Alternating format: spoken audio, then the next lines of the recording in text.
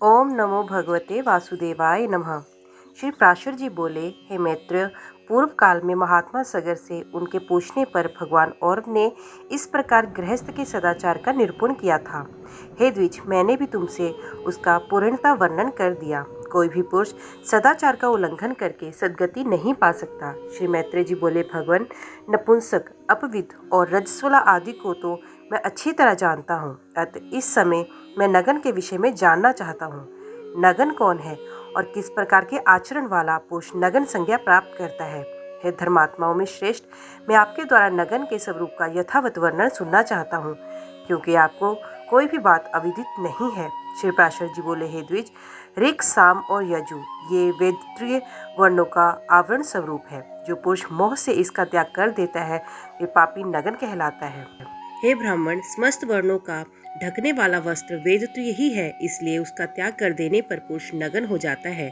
इसमें कोई संदेह नहीं है। हमारे पितामह धर्मज्ञ वशिष्ठ जी ने इस विषय में महात्मा भीष्म जी से जो कुछ कहा था वो श्रवण करो।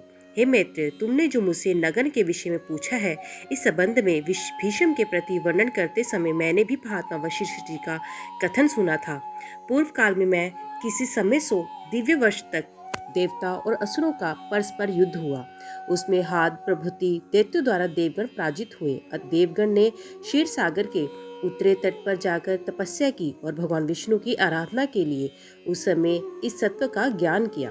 देवगण बोले, हम लोग लोकनाथ भगवान विष्णु की आराधना के लिए जिस वाणी का उच्चारण करते हैं, उससे वे आद्य पुरुष श्री भगवान विष्णु प्रसन्न हो, जिन परमात्मा से संपूर्ण भूत उत्पन्न हुए हैं और जिनमें वे सब अंत में लीन हो जाएंगे, संसार में उनकी स्तुति करने में कौन समर्थ है? हे प्रभु, यद्यपि आपका यथार्थ स्वरूप वाणी का विषय नहीं है, तो भी शत्रु के हाथ से विध्वस्त होकर पराक्रमहीन हो जाने के कारण हम अभय प्राप्ति के लिए आपकी स्तुति करते हैं। पृथ्वी, जल, अग्नि, वायु, आकाश, अंतकरण, मूल प्रकृति और प्रकृति से परे पुरुष, ये सब आप ही हैं। हे सर्वभूतात्मन, ब्रह्मा से लेकर सतम पर्यंत स्थान और कालादि भेदयुक्त ये मूर्तामूर्त पदार्थ में संपूर्ण प्रपंच आप ही का शरीर है।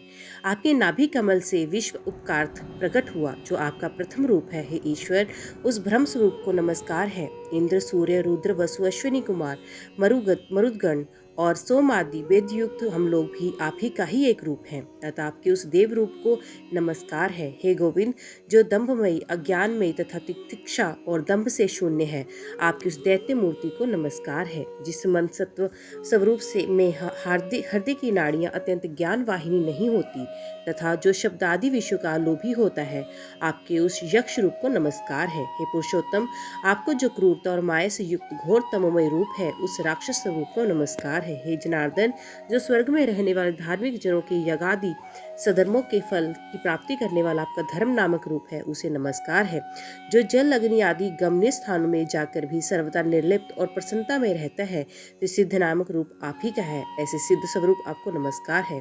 हे हरे, जो अक्षमा का आश्रय अत्यंत क्रूर और कामोपभोग में समर्थ आपका द्विजे 2 जीव वाला रूप है, उन नाग स्वरूप आपको नमस्कार है। हे विष्णु, जो ज्ञान में शांत, दोष रहित और कल्मषहीन और उस आपके मुनिमय स्वरूप को नमस्कार है। जो कल्पांत में अनिवार्य रूप से समस्त भूतों का भक्षण कर जाता है, हे पुंडरीकाक्ष, आपके उस काल स्वरूप को नमस्कार है। जो परले काल में देवता आदि समस्त प्राणियों को सामान्य भाव से भक्षण करके नृत्य करता है, आपके उस रौद्र स्वरूप को नमस्कार है। रजोगण की प्रवृत्ति के कारण जो कर्मों का करण रूप है, हे जनार्दन, आपके उस मनुष्यात्मक स्वरूप को नमस्कार है। हे सर्वात्मन, जो 28 वधयुक्त तमोमय और उन्मार्गगामी है, आपके उस परशुराम स्वरूप को नमस्कार है।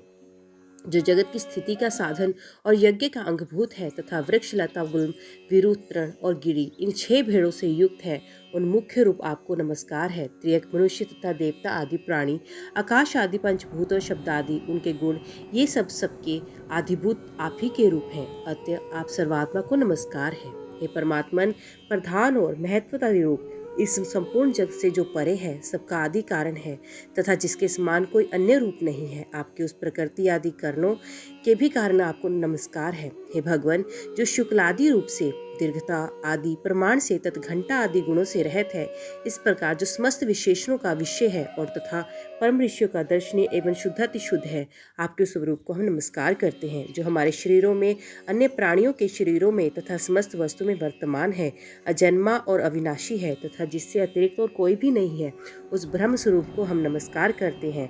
परम पद ब्रह्म ही जिसका आत्मा है, ऐसे जिस सनातन और जन्मा भगवान का ये सकल प्रपंच रूप है, उस सबके बीजभूत अविनाशी और निर्मल प्रभु वासुदेव को हम नमस्कार करते हैं।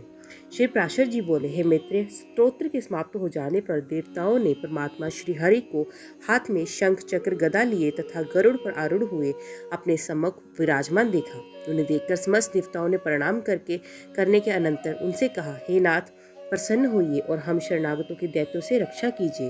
हे परमेश्वर, प्रभुति दैत्यगण ने ब्रह्मा जी की आज्ञा का भी उल्लंघन कर हमारे और त्रिलोकी के यज्ञ भागों का अपहरण कर लिया है।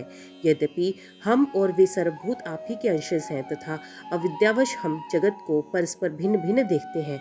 हमारे शत्रुगण आप अपने वर्ण धर्म का पालन करने वाले वेद मार्गवलंबी और तपोनिष्ठ हैं, अतः वे हमसे नहीं मारे जा सकते। अतः सर्वात्मन, जिससे हम उन असुरों का वध करने में समर्थ हो, ऐसा कोई उपाय हमें बताइए।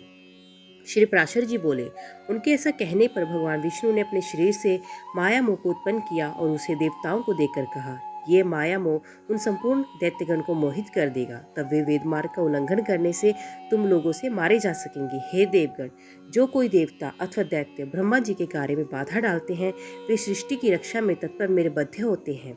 हे देवगण, अब तुम जाओ, डरो मत, ये माया आगे से जाकर तुम्हारा उपकार करेगा। श्री प्राशर जी बोले, भगवान की ऐसी आज्ञा होने पर देवगण उन्हें प्रणाम कर जहाँ से आए थे वहाँ चले गए तथा उनके साथ माया मोह भी जहाँ असुरगण थे वहाँ गया।